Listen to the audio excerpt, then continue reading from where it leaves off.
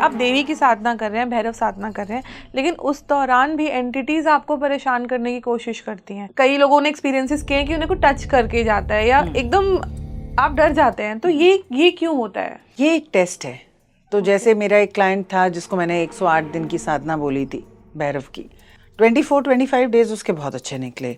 Next days में उसको कुछ डाउट्स आने लगे वगैरह वगैरह, लेकिन 87th डे पे उसको लगा कि सामने एक लेडी खड़ी है और वो उसको ऑब्जर्व कर रही है। ओह माय गॉड, पूजा के दौरान, हाँ, साधना के दौरान। हाँ। कौन से वो लोग होते हैं जिनको एनर्जीज अपने आप चुनती हैं? जिन लोगों ने ये काम पिछले जन्म में किया होता है वो, जिन लोगों का लाइफ पर्पस होता है इस लाइफ में मीडियम्स बनना, वो जिन लोगों को इनिशिएट किया जाता है वो। मेरे पास लास्ट ईयर एक केस आया था, वो लेडी स्लीप वॉक करती थी। ओके। तो स्लीप वॉक में क्या होता है आपको पता है, ये बॉडी चल रही होती है लेकिन आपकी आंखें बंद होती है, आपको पता नहीं होता। मेरा क्वेश्चन ये है, कोई स्लीप वॉक करते करते टकराता क्यों नहीं है? जब आपकी आंखें ही बंद हैं तो क्या है जो आपको गाइड कर रहा है कि आप दरवाजा भी खोल के चल रहे हैं? हाउ? Don't tell me. आप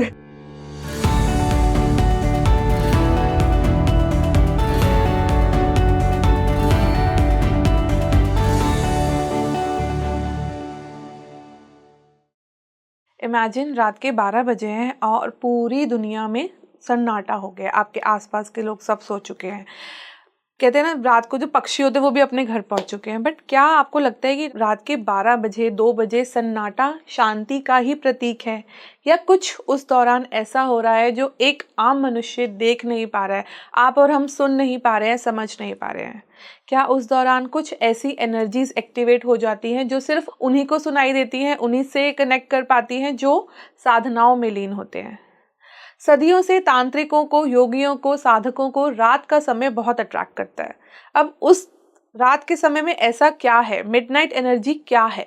इन सब पे आज हम बात करने वाले हैं डॉक्टर मनमीत कुमार से। Welcome ma'am to the show. Thank you and thank you so much हमारे साथ जुड़ने के लिए। तो मैम, हम लोग ने बहुत समय बाद पॉडकास्ट कर रहे हैं आपके साथ, क्योंकि हम लोगों ने पहले किया था एंड हमारे व्यूअर्स ने वो बहुत पसंद किया था। आपके अपने एक्सपीरियंसेस अमेजिंग, मुझे अभी भी याद आते हैं और मेरे गूज़बम्स खड़े हो जाते हैं जो हमने बातें करी थी। Thank you. तो उसी की कंटिन्यूशन में हम और भी बहुत सारी क्यूरियोसिटीज लेकर आए हैं आपके पास जी। अपनी बात करूं तो मुझे खुद बहुत ना ये चीज़ें अट्रैक्ट करती हैं। मुझे I want to know about them कि ये एग्जैक्टली में क्या है। मैं खुद आई एम लाइक, वो भी सुबह जल्दी होती है, हमको उठना होता है, तो हम रात को टाइम से सो जाते हैं। लेकिन जो लोग साधनाओं में लीन रहते हैं, जो लोग योगी होते हैं, उन्हें 12 से आई थिंक 3 बजे तक का समय बहुत ज़्यादा ही अट्रैक्ट करता है। वो कहते हैं कि बहुत पावरफुल समय होता है। तो ऐसा क्या है उस टाइम में? दुनिया में 2-3 टाइम हैं जो पोर्टल के टाइमिंग्स होते हैं, ट्रांजिशन के टाइमिंग्स होते हैं। रात का जो टाइम होता है वो एक डायमेंशन से दूसरी डायमेंशन में जाने का टाइम होता है। अगर हम इसको ह्यूमन कॉन्शियसनेस से समझें तो जब बाहर की चीज़ें शांत हो जाती हैं तो हमारा ध्यान हमारे अंदर की तरफ जाता है, लेवल्स ऑफ कॉन्शियसनेस बढ़ते जाते हैं, अंधेरा हो जाता है, वैसे ही नहीं दिखता, आवाज़ें कम हो जाती हैं, लोग सो जाते हैं, तो धरती एकदम शांत हो जाती है। ऐसे टाइम पे आप अपने सबकॉन्शियस माइंड को, अपनी कॉन्शियसनेस को और भी ज़्यादा ज़ोर से सुन पाते हो। तभी कहते हैं कि रात को हमें डर लगा। एक होता है डर लगा भूत से डर लगा, और एक होता है डर लगा क्योंकि आपके अपने थॉट्स, अपने फियर्स उस टाइम पे बाहर आते हैं, क्योंकि that is your time with your self. अगर हम साइकोलॉजिकल तरीके से देखें तो आपको पता होगा कि जो लोग कहते हैं हम 2 बजे उठे और उसके बाद हम सो ही नहीं पाए, because we were constantly thinking कि अगर ऐसा हो गया तो क्या, ऐसा हो गया तो क्या। और जैसे ही सुबह हुई हमें लगा अरे हो भी गया तो हम देख लेंगे, क्योंकि सुबह रिप्रेजेंट करती है सन को और रात रिप्रेजेंट करता है मून को। सन में हमेशा पॉजिटिविटी, होप, एनकरेजमेंट, कॉन्फिडेंस होता है कि yes we can do it. Sun कभी नहीं कहता आई एम वीक, सन कभी डेबिलिटेटेड नहीं होता एस्ट्रोलॉजी में भी, लेकिन मून डेबिलिटेटेड हो सकता है। और मून क्या होता है? सॉफ्टर एनर्जी होती है, फेमिनिन एनर्जी होती है। तो जो मून का टाइम होता है वो हमारे मन का टाइम होता है। जो सन का टाइम होता है वो हमारे कॉन्फिडेंस का, हमारे आउटर पर्सनालिटी का टाइम होता है। तो अगर किसी के साथ कोई ट्रॉमा हुआ है उसको रात में ही याद आएगा। हाँ, ऐसा होता है जनरली ना। हाँ, क्योंकि आपको वही सारी चीज़ें दिखती हैं, वही सारी चीज़ें होती हैं। तो लॉजिक, प्रैक्टिकलिटी, हमारी पर्सनालिटी, हमारा कॉन्फिडेंस, हमारे कार्य करने की शक्ति, ये सब दिन में होती है। जैसे जैसे सन नीचे जाता है मेरी पर्सनल एनर्जी नीचे जानी शुरू हो जाती है. I don't like the night time. Okay. But lot of people associate with the night. And lot of people also drink in the night. क्यों ड्रिंक करते हैं रात को? क्योंकि जो चीजें आप भागना चाहते हो, आप एस्केप करते हो ना ड्रिंक करके, तो आप उन चीजों से भागना चाहते हो, आप उन्हें फेस नहीं करना चाहते. राइट. तो ये उन लोगों के लिए बहुत इम्पोर्टेंट होता है जो भागना चाहते हैं अपने आप से, अपनी Correct. चीजों से. सारी चीजें जो समाज नहीं एक्सेप्ट करता वो आप रात में ही करते हैं. यस. बिकॉज दिन में you have the power of the sun. हाँ. तो सन आपके कॉन्फिडेंस का कारक है, आपके जीव का कारक है, आपकी आत्मा का कारक है, आपको लेके ही जाएगा पॉजिटिव डायरेक्शन में. तो लेकिन जब हम साधना की बात करते हैं और हम कहते हैं कि रात को स्पेशली भैरव की साधना, शक्ति की साधना, देवी की साधना, काली की साधना, 10 महाविद्याओं की साधना, ये जो होती है वो रात को होती है. और उस समय आप अपने फियर्स में भी होते हो, आप बिल्कुल वल्नरेबल होते हो, आप बिल्कुल रेडी होते हो उसको फेस करने के लिए. क्योंकि जो डार्कनेस होती है तमन्ना, डार्कनेस को फेस करना ही तंत्र है. तंत्र कहता है कि जब तक आप डार्कनेस को फेस नहीं करोगे आप नया क्रिएट कैसे करोगे. The womb is dark. Yes. जो हमारा गर्भ होता है, गर्भ में ही लाइफ जन्म लेती है. बीज अंधकार में ही अंकुरित होता है. तो अंधकार एक फर्टाइल वूम्ब की तरह है जिसमें से कुछ नया निकलेगा. So at that time you can manifest things. अमावस्या पे हम मैनिफेस्टेशन क्यों करते हैं? क्योंकि इट्स नथिंगनेस ना, अंधेरा है, उसमें से आप कुछ भी क्रिएट कर सकते हो. राइट. तो इम्पोर्टेंस तो है रात की. हमें बिल्कुल है. सिर्फ लोग डरते ही है. मतलब मुझे लगता है कि ऐसा लगता है कि अब रात को एंड ऐसा होता भी है. मुझे अगर मैं अपने पर्सनल एक्सपीरियंसेस बोलूँ तो रात को जब सब लोग सो जाते हैं तो आपको ऐसा लगता है कि समथिंग इज आपके हेड में कोई आवाज़ें आती हैं, या कई लोगों को हमने सुना है कि स्लीप पैरालिसिस भी रात को एकदम अटैक करता है. तो रात की एनर्जी इतनी भी पॉजिटिव मैं नहीं मान सकती, क्योंकि बहुत सारे लोग इस दौरान नेगेटिव एनर्जी की चपेट में आ भी जाते हैं. तो ऐसा मतलब अगर मैं कहूँ तो ऐसा नहीं कि सब लोगों को ये प्रॉब्लम होती है, बट कुछ लोग इससे परेशान होते हैं. तो क्या वो कुछ लोग मतलब उनमें ऐसा क्या है कि वही परेशान हुए? सबसे पहले तो हम परेशान तब होते हैं जब हमारे अंदर कुछ अनरिजॉल्व्ड होता है. आपने कहा लोगों को कुछ दिखता है या किसी चीज़ का डर लगता है. वो जो डर है ना, वो एक हुक है एक एंटिटीज़ के लिए. फॉर एग्जाम्पल, अगर किसी को इस चीज़ का डर है कि उसके ऊपर कुछ हो जाएगा या उसके साथ कुछ गलत हो जाएगा, तो वो ऐसी एंटिटी को अट्रैक्ट करेगी जिसकी डेथ इसी वजह से हुई हो. या किसी को एक्सीडेंट का डर है तो एक्सीडेंट में जो इंसान मरा होगा उसकी एंटिटी इसके पास आएगी. तो आपके पास हमेशा एंटिटी अट्रैक्शन के लिए एक हुक होना चाहिए, क्योंकि भगवान ने हमें इतना सक्षम बनाया है और दुनिया में इतनी सक्रिय चीज़ें हैं और इतनी पॉजिटिव चीज़ें हैं कि आपको अपने आप कोई एंटिटी नहीं टच कर सकती. क्यों? क्योंकि आपकी वाइब्रेशन यहाँ है, एंटिटी की वाइब्रेशन यहाँ है. आप जब डरते हैं तो अपनी वाइब्रेशन को नीचे गिराते हैं, तब वो एंटिटी आपको अटैक कर सकती है. तो ये आप जो कह रहे हैं कि जो हमारा डर है उसी तरीके की एंटिटी हमें अट्रैक्ट करती है. हाँ, लेकिन आपका डर है इसीलिए आप किसी भी एंटिटी को अट्रैक्ट करोगे. आपने कहा ऐसा क्या है इन लोगों में? इन लोगों में डर है. तो आपको अपने फियर्स पे काम करना ही होगा. चाहे आप बैकफ्लावर्स लेके करो, चाहे आप थेरेपी लेके करो, चाहे आप जर्नलिंग करो, चाहे आप ऑटोमेटिक राइटिंग सीखो, चाहे आप पास्ट लाइफ में जाके देखो कि क्यों आपको इस चीज़ से डर लगता है. आप क्लियरिंग कराओ, ऑरा क्लियरिंग कराओ, जो मर्जी कराओ, लेकिन आपको उस फियर को एड्रेस करना होगा. जैसे फॉर एग्जाम्पल, अगर आपका बच्चा आपको आके कहता है कि मुझे कोई रोज रोज क्लास में मार रहा है, तो आप कितना टाइम लगाओगे उसको एड्रेस करने में? एक दिन भी नहीं, एक दिन भी नहीं वेट करोगे. Same day same minute. और अगर उस समय स्कूल बंद हो गया होगा तो शायद आप टीचर को फोन कर दोगे उसी टाइम पे. लेकिन हम अपने डर को एड्रेस ही नहीं करते हैं. हम कहते हैं अच्छा ठीक है, लेट इट बी. किसी के साथ कोई चाइल्डहुड ट्रॉमा हुआ, किसी के साथ कोई एक्सीडेंट हुआ, किसी ने कुछ देख लिया जो उसके जहन में बस गया, किसी ने कोई डरावनी मूवी देख ली जो उसके दिमाग से जा ही नहीं रही है. These are as good as your child being threatened. क्योंकि आपका इनर चाइल्ड उससे डरा हुआ है और आप रोज उसको इग्नोर करके सो जाते हो. तो आपने अपनी वाइब्रेशन यहाँ से यहाँ कर ली. अब एंटिटी की क्या गलती है? राइट. लोग कहते हैं कि एस्ट्रोलॉजी के साथ इसको जोड़ते हैं। हाँ, हो सकता है अगर आपका चंद्रमा वीक है तो आप फियर से प्रोन हो सकते हैं, लेकिन फिर भी आपके पास एक फ्री विल है, पूरा का पूरा दिन पड़ा हुआ है, आप उस फियर को एड्रेस करें। हमें रूट कैनाल हो जाती है तो हम नहीं सोचते ना छुट्टी मिलेगी कि नहीं, हम जाते हैं डॉक्टर के पास क्योंकि दर्द है, लेकिन ये दुनिया इमोशनल और साइकोलॉजिकल पेन को समझने के लिए रेडी ही नहीं है। आप इतने पॉडकास्ट देखेंगे जहाँ पे लोगों ने इतनी सिंटिलेटिंग भूत की और साधना की स्टोरी बना दी है, साधना के साथ भूत को जोड़ दिया है जस्ट टू गेट व्यूज, लेकिन असली में हुक किसी भी चीज का आपका अपना अंदर मानसिक डर है।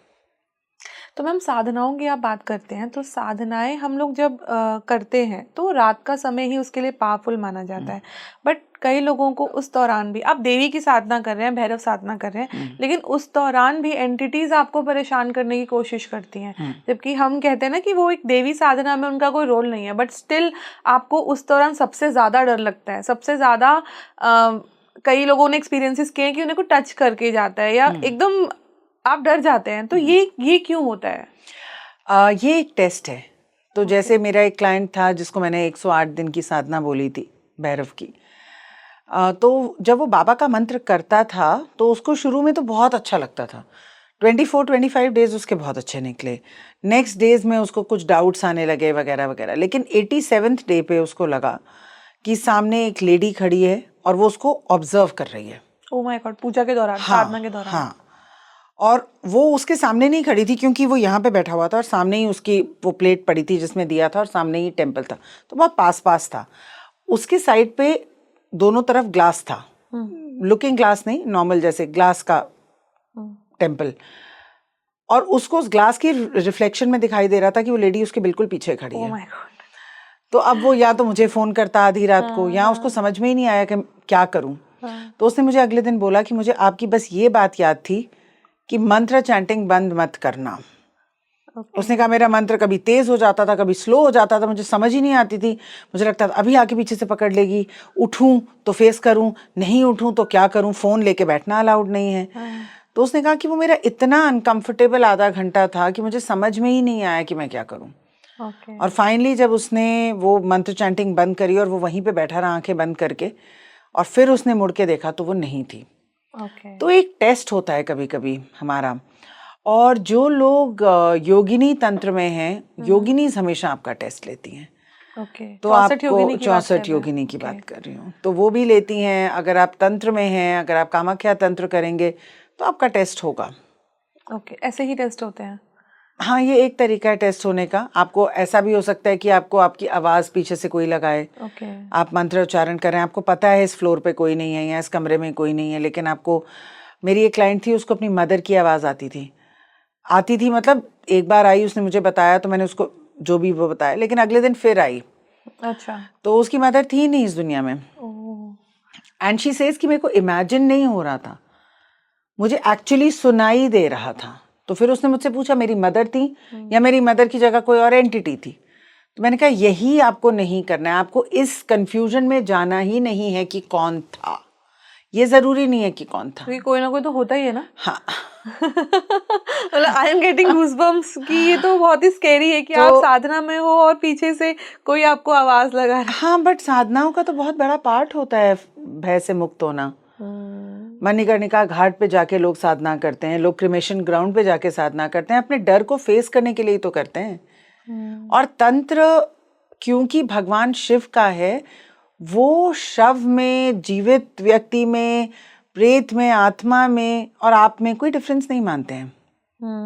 गण है शिव के साथ। हाँ, तो फिर अगर आपको लगता है कि आप शिव तांडव स्रोत चला लोगे और भूत भाग जाएंगे, वो तो और भी आएंगे और डांस करेंगे, क्योंकि वो तो उनके भी महादेव है। Right, okay. तो आप ऐसा नहीं सोच सकते। तो तंत्र का मतलब ही यही होता है कि आप अपना डर हटाएं और आप सबको एज वन एज्यूम करें।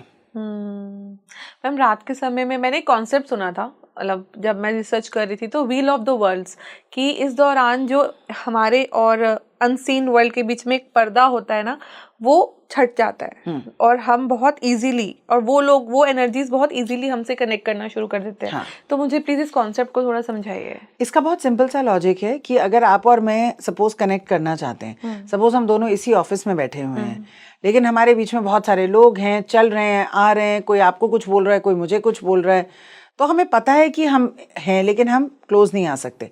लेकिन जब रात होगी और ये सारे लोग अपने घर चले जाएंगे, ये सारी डिस्ट्रैक्शंस खत्म हो जाएंगी, तो the chances of our meeting are very high, क्योंकि बीच की सारी डिस्ट्रैक्शंस चली गई। तो जो वेल ऑफ द वर्ल्ड होता है वो थिन इसलिए हो जाता है because distractions, human behaviour, traffic signals, machines, इनसे निकलती हुई रेडिएशंस, ये सब कुछ शांत हो जाता है।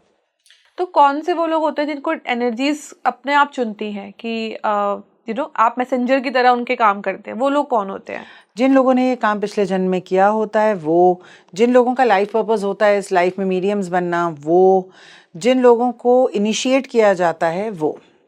बिना आपको पता ही नहीं है कि आपके अंदर ये पावर है, मतलब ऑब्वियसली किसी को नहीं पता होता है, कोई एकदम बिल्कुल रॉ होता है, तो उसको कैसे ये चीज़ पता चलती है कि I am the medium? I have seen some, मतलब कई लोग होते हैं ना जो आप मुंह से बोल देते हैं वो चीज़ सच हो जाती है, और वो जो उनको पता होता है कि आने वाला क्या हो, कई तो ऐसे भी फेक भी होते हैं, बट कई लोग बिल्कुल सच बोल देते हैं। तो क्या इनको वो मैसेज मिलते हैं उन एनर्जीज से? हाँ, जब अगर आप फॉर एग्जांपल, मेरे बहुत सारे क्लाइंट्स कहते हैं कि हमें पता चल गया हमारी दादी मरने वाली है, हमें उससे 1 घंटा पहले ही हमने सबको बता दिया था।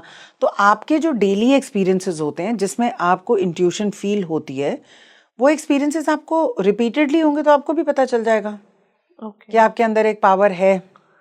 ओके, तो ये डेजा वू, इंट्यूशन, सिक्स सेंस, ये सब चीज़ें कनेक्टेड होती हैं? Of course. और इनको पॉलिश करना, इनको ऐसे इंसान को ढूंढना, या मतलब आपके पास कभी कोई ऐसा इंसान आया जिसके, या आपके अपने इतने बड़ा ग्रुप है आपका, कोई ऐसा आपको याद आ रहा है कुछ ऐसा इंस्टेंस जिसमें आपको लगा हो कि ये तो मतलब था ही इसके पास एक power, but I have to polish it? मेरे सारे स्टूडेंट्स ऐसे ही हैं, जिनके पास इंट्यूशन नहीं होती वो नहीं आ सकते, और जब वो आते हैं तो वो ज़्यादातर या तो अपने सर्कमस्टांसेस से परेशान होते हैं, और लेकिन उनको पता होता है उनके पास गिफ्ट है, या उनको ये नहीं पता होता इस गिफ्ट को पॉलिश कैसे करें। देखिए, हमारी जो साइकिक सेंस होती है ये हमारा थर्ड आई चक्र होता है, और हमारा एक पीनियल ग्लैंड होता है, एक मटर शेप की साइज का, उतना साइज का एक ग्लैंड होता है हमारे ब्रेन में। That is the seat of psychic experiences. तो हर इंसान में वो ग्लैंड होता है। तो इसका मतलब अगर आपके पास हार्डवेयर है तो फिर आपको सिर्फ सॉफ्टवेयर समझना है। और सबसे बड़ी चीज जो आप अपनी इंट्यूशन को नेक्स्ट लेवल पे लेके जा सकते हो, या साधना का भी जो बेसिक स्टेप होता है वो होता है साइलेंस। और रात इसीलिए पावरफुल होती है क्योंकि साइलेंस होता है। Right. Silence is the first step for any enhanced experience. अभी कुछ समय पहले ना एक मुझे सपना आता था, मतलब सपना भी मैं क्या बोलूं कि एक एक्सपीरियंस ही था वो, मतलब मेरे को बहुत डर लग गया था और मैं अपना हाथ पैर ना मूव नहीं कर पा रही थी, मुझे याद है अभी तक। तो वो क्या एक अटैक था या मेरा अपना एक माइंड, मतलब इट्स वर्क कर रहा था कुछ? यूजुअली जब स्लीप पैरालिसिस होता है, जब अटैक होता है, तो इंसान का माइंड चल रहा होता है लेकिन वो कुछ भी मूव नहीं कर पा रहा होता। हाँ, मतलब मेरे को लगा था कि अपना हाथ पैर हिलाना चाहती हूँ, आई वाज सो स्कैर्ड। हाँ, कि हिलाना है लेकिन कुछ नहीं हो रहा, और वो चीज आपको और भी पैनिक में ला देती है। हाँ। कि क्यों नहीं हो रहा। This is usually a slip paralysis. मैं आपको स्लीप पैरालिसिस और एंटिटीज को मिला के एक बात बताती हूँ। मेरे पास लास्ट ईयर एक केस आया था। वो लेडी स्लीप वॉक करती थी। ओके। तो स्लीप वॉक में क्या होता है आपको पता ही है, बॉडी चल रही होती है लेकिन आपकी आंखें बंद होती है, आपको पता नहीं होता। मेरा क्वेश्चन ये है, कोई स्लीप वॉक करते करते टकराता क्यों नहीं है? ऐसा तो कभी किसी ने नहीं दिखाया कि आप दीवार से टकरा गए। जब आपकी आंखें ही बंद हैं तो क्या है जो आपको गाइड कर रहा है कि आप दरवाजा भी खोल के चल रहे हैं? हाउ? डोंट टेल मी आप। और स्लीप वॉक ऐसा तो है नहीं कि आप अपने घर में ही करोगे कि आपको उसकी ज्योग्राफी पता है। लोग होटल्स में भी जाके स्लीप वॉक करते हैं, तो दीवारों से क्यों नहीं टकराते? हाँ। क्योंकि स्लीप वॉक जब आप करते हो आपको एक एंटिटी लेके जा रही होती है कहीं पे। तो एक हस्बैंड मेरे पास आया था ऑस्ट्रेलिया से, उसकी वाइफ स्लीप वॉक करती थी। ओके। तो उसने मुझे बोला कि ये स्लीप वॉक करती है, रात को हमें कभी गार्डन में मिलती है, कभी कहीं मिलती है, अब हम दरवाजे लॉक करते हैं तो दरवाजे भी खोल लेती है। अब उसको कैसे पता कि वो दरवाजे खोल लेती है? हमने अलार्म कोड लगाया, अलार्म कोड, मैंने कहा उसको उसका कोड पता होगा, वो भी तो आपकी वाइफ है। तो उसने कहा कि नहीं, मैंने कोड भी चेंज करके देख लिया। तब वो मेरे पास आया कि हाउ इज इट पॉसिबल कि इसको स्लीप वॉक में कोड भी पता है और मैं इसके पीछे पीछे जा रहा हूँ। उस लेडी ने मुझे बोला अंडर हिप्नोसिस कि उसकी मदर उसको लेके जाती थी, उसकी मदर ने किया था और वो चाहती थी, और उनकी बेटी तब छोटी थी, 7 साल की थी, और अपने हस्बैंड से टॉर्मेंट होके कि वो दूसरी लेडी के पास जाता है, उसने कर लिया। करते ही उसको रियलाइज हुआ कि मैंने तो अपनी बेटी को बिल्कुल अकेले ही छोड़ दिया और अब इसके साथ कुछ हो गया तो, और ऊपर से वो इतनी छोटी है तो वो तब से उसने मुक्ति ही नहीं ली उस सोल ने। और वो सोल इसके पास ही रहती रही as a spirit angel something. लेकिन इसको बीच बीच में वो उसको लगता था कि मैं भी ऐसे कितने दिन रहूंगी, और जब भी उसकी बेटी के साथ कुछ गलत एक्सपीरियंस होता था, जैसे स्कूल में बच्चे ने गुस्सा कर दिया या कुछ और, तो उसको लगता था कि ये यहाँ पे नहीं रह पाएगी तो मैं इसको लेके चलती हूँ। तो उस रात को उस बच्चे को ऐसे अटैक्स होते थे।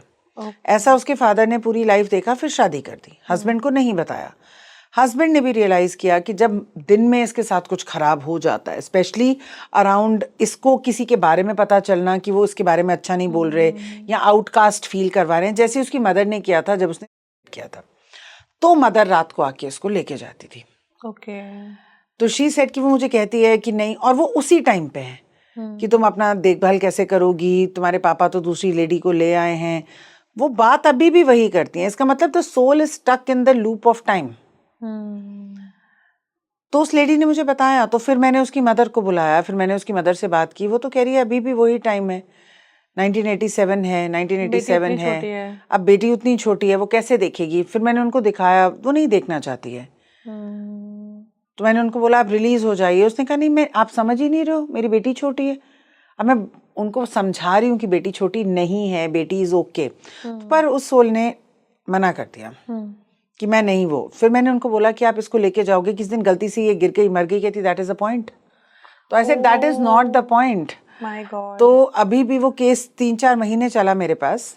अब उस लेडी का जो है वो कम हो गया है। अब मेरे को ये डर था कि जब तक ये खत्म ना हो जाए वो प्रेग्नेंट ना हो, क्योंकि वो प्रेग्नेंट हो गई तो अब वो बेबी को ले लेके भी चलेगी। 2 lives at danger. Oh my god, so scary. अपने फैमिली वाले कैसे हाँ, बट वो तो आउट ऑफ कंसर्न कर रही है ना। आप ये देखिए कि कॉन्शियसनेस में कोई जान के नहीं करेगा, so the level of consciousness is not there in her mother.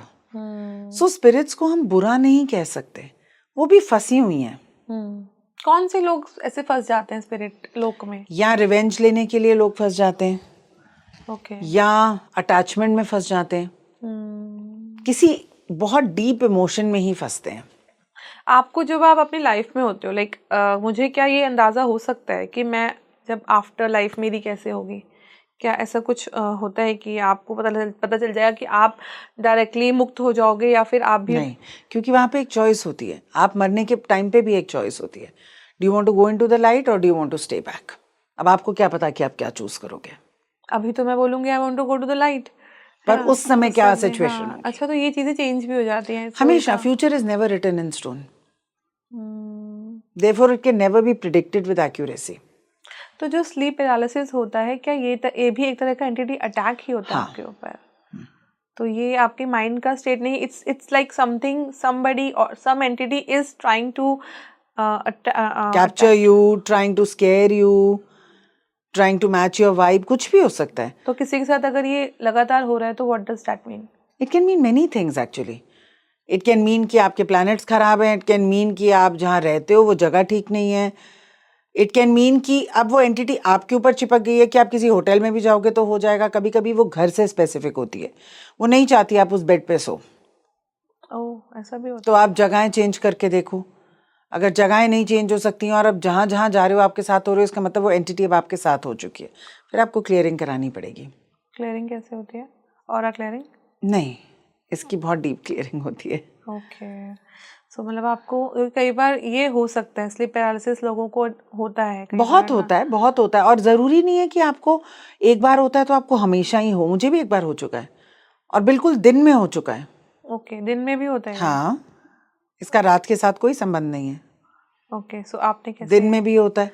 लेकिन आप तो ऑब्वियसली आपको पता है कि क्या चीज़ है, तो आपने खुद को कैसे इसको? नहीं, मैंने भी वैसे ही किया कि हाथ क्यों नहीं हिल रहा, पैर क्यों नहीं हिल रहा, बिकॉज आपका पैनिक बढ़ता जाता है और उस समय आपको कुछ भी समझ में नहीं आता, बिकॉज आपका कॉन्शियस माइंड पूरी तरह से अवेकन नहीं होता।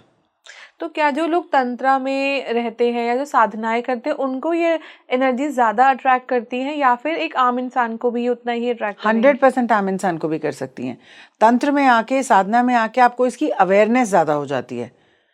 लेकिन sleep walking, sleep paralysis, these are very common things for non sadhana people. Okay, तो आप जैसे कोई इंसान नॉर्मल, जैसे इफ अगर मैं अपनी बात कहूँ तो क्या मुझसे भी चीज़, मतलब मैं भी इनको अट्रैक्ट कर सकती हूँ? कोई भी कर सकता है। ऐसे कुछ हमारे कुछ लाइक कुछ एक्टिविटीज होती है जिनसे ये अट्रैक्ट मैंने आपको बताया ना, फियर जो आपके होते हैं, आपकी वाइब्रेशन नीचे गिर जाती है। आपकी लाइफ में ग्रीफ आ गया, कोई सडननेस आ गई, डिवोर्स आ गया, किसी की डेथ हो गई, ऐसे कोई सर्कमस्टांसेस हो गए जिसकी वजह से ये हो रहा है। Okay, that can happen. तो कोई टाइम ऐसा भी होता है जब हमारी कॉन्शियसनेस इतनी वीक होती है, जब वो बहुत जल्दी इन चीज़ों को पकड़ लेती है? जब हम डीप स्लीप की स्टेट में जाते हैं तब हमारा जो कॉन्शियस माइंड है वो अवेक नहीं होता, लेकिन जो हमारा सब कॉन्शियस माइंड है वो अवेक होता है। इसमें एक ये भी कॉन्सेप्ट है कि आप एस्ट्रल ट्रैवल करते हो। जब आप नींद में होते हो रात को, लोग, अब हम रात को नींद के साथ जोड़ते हैं इसलिए रात को इसके राइट, साथ हाँ, जोड़ते मतलब हैं। Of course.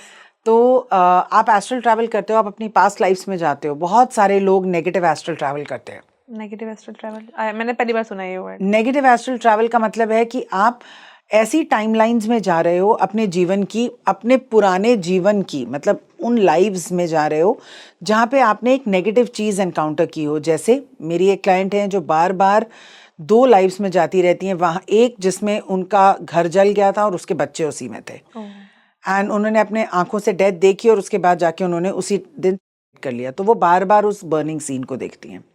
So every time her soul travels there, it feels very depleted because वो वापस वो सारा ट्रॉमा एज्यूम कर रही हैं। तो जब वो सुबह उठती हैं तो बिल्कुल थकी हुई होती हैं। ओके, और एक ऐसी लाइफ में वो बार बार जाती हैं जहाँ से उनको धक्का दे के गिराया गया है बाय अ फैमिली मेंबर। उनको मेजर ट्रस्ट इश्यूज हैं और हाइट के इश्यूज हैं। तो जब सोल नेगेटिव प्लेन्स में जाता है जहाँ पे उसको रिचार्ज होने की जगह वही ट्रॉमा बार बार आ रहा है। प्रेजेंट लाइफ में हम इसको PTSD कहते हैं, post traumatic stress disorder, something like that. But PTSD जो होता है वो आपको उसी ट्रॉमा को बार बार फील कराता है छोटे छोटे ट्रिगर से।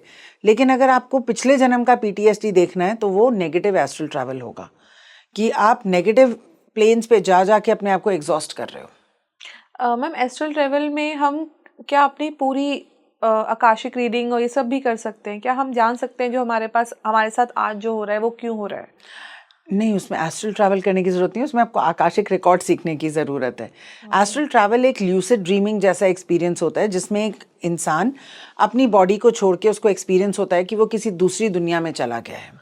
ओके, अच्छा, हम लोग आत्माओं की और ये एंटिटीज़ की बात कर रहे थे, हम साधनाओं की बात कर रहे थे, लेकिन मुझे ऐसे भी कुछ याद आ रहा है बात करते करते कि छोटे बच्चे भी बहुत जल्दी इनकी चपेट में आ जाते हैं, जबकि वो तो साधनाएं भी नहीं करते, उन्हें पता ही नहीं होता। तो वो इतना ज़्यादा कई अनजाने में ही क्यों लोग इतना जल्दी अट्रैक्ट कर लेते हैं एनर्जी? बहुत सारे हुक्स होते हैं। बच्चे का चार्ट वीक हो सकता है, बच्चे की चार्ट में मून की प्लेसमेंट वीक हो सकती है, लग्न लॉर्ड बहुत डेबिलिटेटेड कंडीशन में हो सकता है। कुछ लोग एंसेस्ट्रल कर्सेस में भी इसमें फंस जाते हैं। बहुत सारे एंटिटीज़ होती हैं जो कहती हैं कि तुम्हारी 7 पुश्तों को नहीं छोड़ेंगे।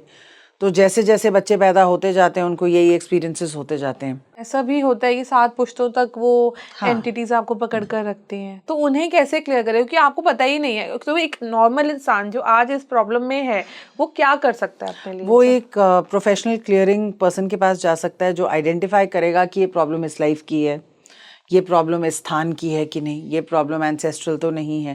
There are many many dimensions जिसकी वजह से ये चीज़ें आपके साथ जुड़ सकती हैं। मैम, हम एंटिटीज़ की बात कर रहे हैं और मुझे लगता है कि व्यूअर्स को पता होना चाहिए कि एनर्जीज कैसे उन्हें पकड़ सकती हैं और उन्हें उसके लिए क्या क्या प्रिकॉशंस रखने चाहिए।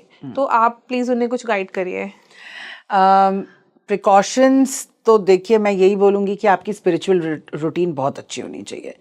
आप बाबा भैरव की साधना करें, माँ की साधना करें, कुछ चीज़ को पकड़ के रखें कि आपका एक ग्राउंडिंग बहुत स्ट्रॉन्ग हो।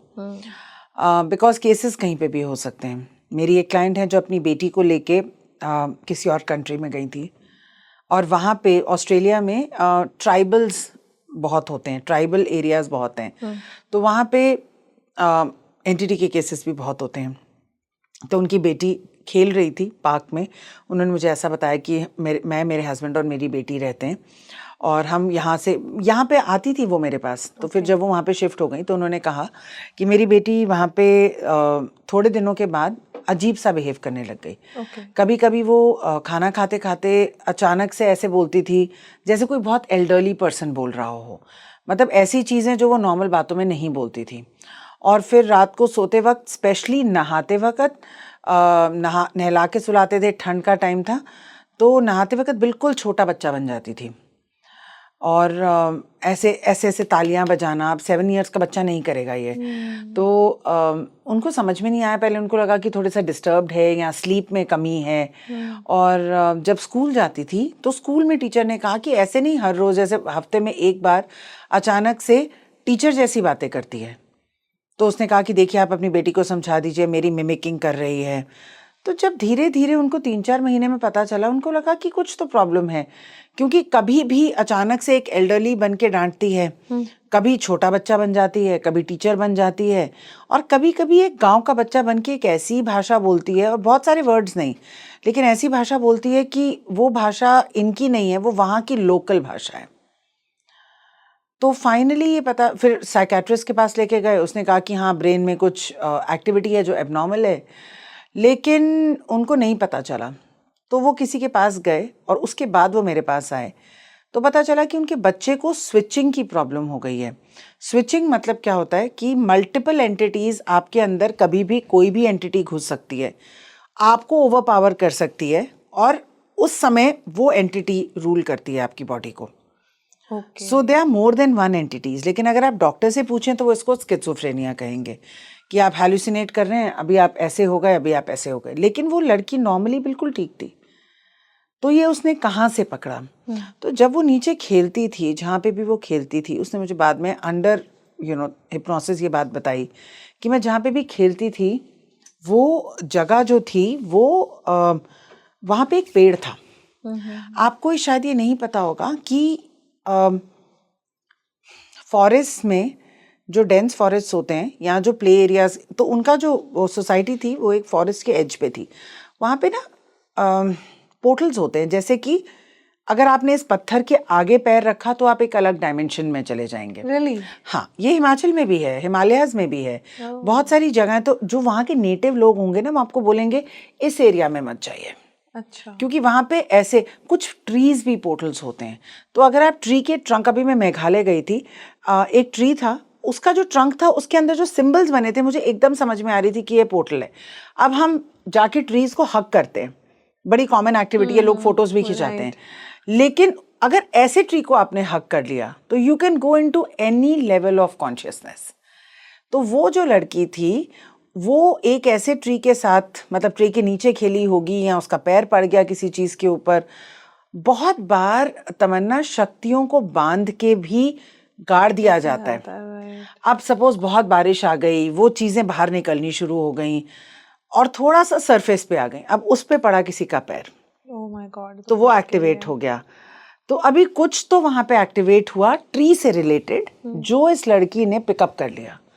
लेकिन दुख की बात यह है कि वो एक एंटिटी नहीं थी। तो या तो उसने पोर्टल पे स्टेप कर लिया जिसमें 4-5 चीजों को बांधा हुआ था, तो वो अभी भी ठीक नहीं हुई। अभी भी ठीक नहीं, शी इज नॉट ओके। उसके इंसिडेंट्स कम होते गए, बिकॉज कभी कभी एंटिटीज आपको छोड़ना नहीं चाहती हैं। और अगर एक छोड़ भी देगी तो फिर दूसरी हैं। हाँ ऑफ कोर्स, बट ये तो बहुत स्कैरी है। तो ऐसे कैसे बच सकते हो? मतलब तो आप, मतलब नहीं, आप बच नहीं सकते। You can just keep your foundation strong. Spirituality से ही हो, स्पिरिचुअलिटी से ही होगा, प्रेयर से होगा। Think of your life being the symbol of your parents life. इसलिए मैं पेरेंट्स को ये बात हमेशा कहती हूँ कि आप बहुत पूजा पाठ कीजिए, क्योंकि आप अपने बच्चों के लिए पैसा छोड़ रहे हैं, एफडीज छोड़ रहे हैं, लेकिन स्पिरिचुअल कोष नहीं छोड़ रहे। लोगों को क्या लगता है, दिन की एक हनुमान चालीसा, हाँ मैम हम तो रोज करते हैं, इससे नहीं होगा। आप पहले एक तरीके से साधना अपने लिए करें, फिर कम से कम आधा घंटा निकाल के अपने बच्चों और उनके बच्चों के लिए, फ्यूचर जनरेशन्स के लिए एक स्पिरिचुअल एफडी बना के जाएं। स्पिरिचुअल एफडी बहुत अच्छी बात है। तो मैम साधना के दौरान भी, या फिर मैं कहूँगी पूजा भी, नॉर्मल अगर कोई पूजा कर रहा है तो उस दौरान भी लोगों को लगता है कि, जैसे मैंने सुने एक्सपीरियंसेस कि उनको लगता है कि पीछे कोई खड़ा है या साथ में कोई खड़ा है पूजा के दौरान। ये तो हमेशा ही लगता है, ये तो एक कॉमन एक्सपीरियंस है एक साधक का। और बहुत बार अगर आप उसको, एक मेरे साधक हैं जिन्होंने कहा कि मैंने फिर सोचा कि अब आज मैं नहीं डरूंगा, रोज मैं इतना डर डर के उठता हूँ, आज मैं नहीं डरूंगा, फिर हो जाए आज। और ये क्रिमेशन ग्राउंड की बात नहीं, उनके अपने घर के मंदिर की बात है। घर के मंदिर हाँ, की। तो उन्होंने अपनी पूजा को ऐसे रखा, उन्होंने अपनी माला रखी और उन्होंने फेस किया और उनको वो इंसान दिखा और उन्होंने कहा कि अब बहुत हो गया, या तो फिर बता दो कि क्या होगा, अब मैं ये नहीं सहूंगा। और वो चीज़ गायब हो गई एकदम से। क्योंकि हमारे सबकॉन्शियस माइंड का जो फियर होता है वो भी कभी कभी एक फॉर्म ले लेता है। इतनी बड़ी फॉर्म की है वो सामने। और My बहुत बार God। स्पिरिट्स घूम रही होती हैं। अगर आप अभी यहाँ पे ऊजा बोर्ड लाओ और मैं एक अक्षर को दबाऊंगी, 50 स्पिरिट्स आ जाएंगी। Spirits are waiting. और अगर मैं आपको कोई बहुत डराऊंगी, आपका अपना डर मैनिफेस्ट होके एक कोई आत्मा आ जाएगी। लेकिन जैसे ही आप उसको कहोगे that I am not scared, इसमें आपको भगवान को भी यूज करने की जरूरत नहीं है। इंसान के अपने उसमें भी इतनी शक्ति होती है कि अगर वो ध्यान से देख के उसको बोले that I am not interested and I am the owner of my own body, तुम्हारे लिए कोई जगह नहीं है, तो उस आत्मा को जाना ही पड़ता है। तो क्या वो किसी के जरिए मुक्त होने के लिए भी आती हैं, कांटेक्ट हाँ, करती हैं कि अभी मुक्त हमें होने के लिए भी आती हैं। कभी कभी तांत्रिक उनको यूज करके दूसरों पे भी छोड़ देते हैं। So they can be many things. My god. तो अभी कोई सोल या एंटिटी किस इंटेंशन के साथ आपसे कनेक्ट कर रही है, ये कैसे आप जान पाओगे? नहीं जान पाओगे आप, आपको किसी के पास जाना पड़ेगा जानने के लिए। एक मेरे और क्लाइंट हैं जो अपने एंसेस्ट्रल होम में जब भी हवन करते हैं, अभी भी जब भी वो हवन करते हैं, उनकी आवाज के बाद एक और आवाज आती है। एक बिल्कुल डीप सी आदमी की आवाज एंड की थोड़ी सी आती है। जैसे कि अगर वो बोल रहे हैं कि सो एंड सो स्वाहा, उन्होंने बोल दिया, अब पीछे से आएगी स्वाहा। तो पहले उनको समझ में नहीं आई कि उन्होंने यूट्यूब तो नहीं ऑन किया हुआ, कोई और तो नहीं है। पूरा चेक किया, सब कुछ किया, तो फाइनली ये पता चला कि वो जो इंसान है वो वहाँ का पंडित था जिसकी अनयूजुअल सर्कमस्टांसेस में डेथ हो गई है। तो उसको लगता है कि वो वहाँ का ओनर खुद है। अब उन्होंने वो प्रॉपर्टी बेच दी है। ओह my God. But the experience still continuous. जो भी वहाँ होता है, जो भी वहाँ होता है उसको वो आवाज आती है। तो ये ऐसे सोल को आप कैसे फ्री कर सकते हो? वो सोल फ्री नहीं होना चाहता। सोल की भी एक चॉइस है। अच्छा, अगर वो नहीं फ्री होना चाहते तो आप नहीं फ्री कर सकते? नहीं फ्री उनको कर सकते। ओह माय गॉड। ये तो फिर अगर किसी घर में ऐसी कोई सोल है तो घर को छोड़ो, और अगर वो सोल आपके साथ ही चल पड़े तो फिर आप अपनी क्लियरिंग कराओ और फिर भी डिपेंड करेगा। It's not so easy. So कैसे घरों में, मैं कहूँ अगर नॉर्मल, कैसे घरों में या ये जल्दी अट्रैक्ट होती है ऐसी सोल्स? जो पुराने घर होते हैं जिनमें हुआ होता है, जिनमें बहुत लंबे लोग बीमारी से रह रहे होते हैं, बिकॉज दोज आर नेगेटिव और डिप्लीटेड स्टेट्स ऑफ वाइब्रेशन।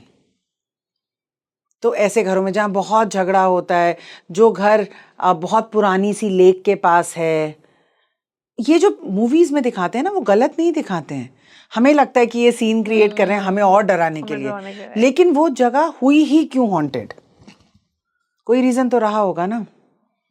या ऐसे होटल्स, मुझे याद है एक बार मैं बॉम्बे के एक होटल में गई थी, वेल नोन होटल है, 5 स्टार, और मैं वहाँ पे गई थी और मेरी एक मीटिंग थी और लास्ट मोमेंट पे मेरे को होटल चेंज करना पड़ गया था।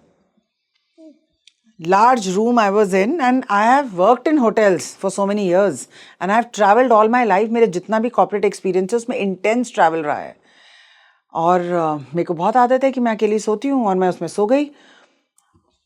एक्सट्रीमली क्लियरली मुझे याद है किसी ने ऐसे करके मेरी वो रजाई उठाई। शिट।